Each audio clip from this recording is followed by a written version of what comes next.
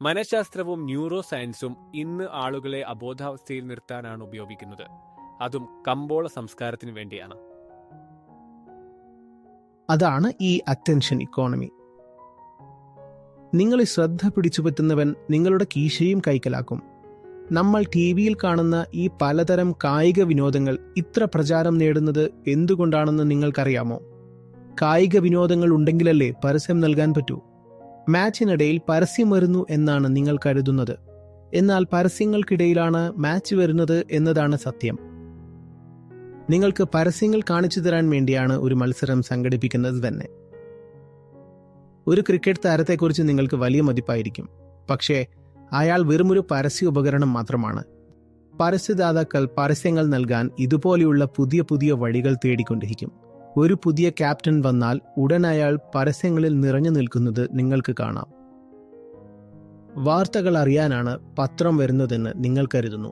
എന്നാൽ നിങ്ങൾ നൽകുന്ന കുറഞ്ഞ 15 രൂപ കൊണ്ടല്ല പത്രവ്യവസായം നടക്കുന്നത്. അത് പരസ്യങ്ങൾ കൊണ്ടാണ് നടക്കുന്നത്. പരസ്യത്തിനാണ് പ്രാധാന്യം എന്നതുകൊണ്ട് തന്നെ ആ പരസ്യങ്ങൾക്ക് അനുയോജ്യമായ വാർത്തകൾ മാത്രമേ നിങ്ങൾക്ക് നൽകുകയുള്ളൂ.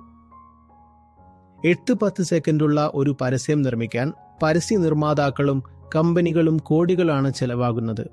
അത് സംപ്രേഷണം ചെയ്യാനും വലിയ തുക വേണം. അപ്പോൾ അതിൻ്റെ ഓരോ സെക്കൻഡിലും എത്രത്തോളം തന്ത്രങ്ങൾ അവർ ഒളിപ്പിച്ചിട്ടുണ്ടാകും എന്ന് ആലോചിച്ചു നോക്കൂ. ആ മുടക്കിയ കോടികൾ തിരിച്ചു പിടിക്കാൻ വേണ്ടിയാണത്. ഇത് വെറുതെ കാണിക്കുന്ന ഒരു പരസ്യം മാത്രമല്ലേ? ഇതിന് പൈസയൊന്നും നൽകേണ്ടല്ലോ എന്നാണ് നിങ്ങൾ ചിന്തിക്കുന്നത്.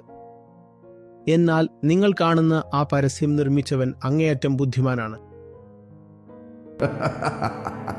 നിങ്ങൾ ചോദിക്കാറുണ്ട്, ആചാര്യജി, എന്തുകൊണ്ടാണ് നമ്മുടെ നാട്ടിലെ മാധ്യമങ്ങൾ നിങ്ങളെ ശ്രദ്ധിക്കാത്തതെന്ന്? പത്രങ്ങളോ മാധ്യമങ്ങളോ എന്നെക്കുറിച്ചുള്ള കാര്യങ്ങൾ പറഞ്ഞു തുടങ്ങിയാൽ അവരുടെ പരസ്യദാതാക്കൾ ഓടിപ്പോകും. സോഷ്യൽ മീഡിയയുടെ അൽഗോരിതം എന്നെ പിന്തുണച്ചാൽ അവരുടെയും പരസ്യക്കാർ നഷ്ടപ്പെടും. അതുകൊണ്ട് എപ്പോഴും ജാഗ്രത പാലിക്കുക, വളരെ വലിയ ജാഗ്രത.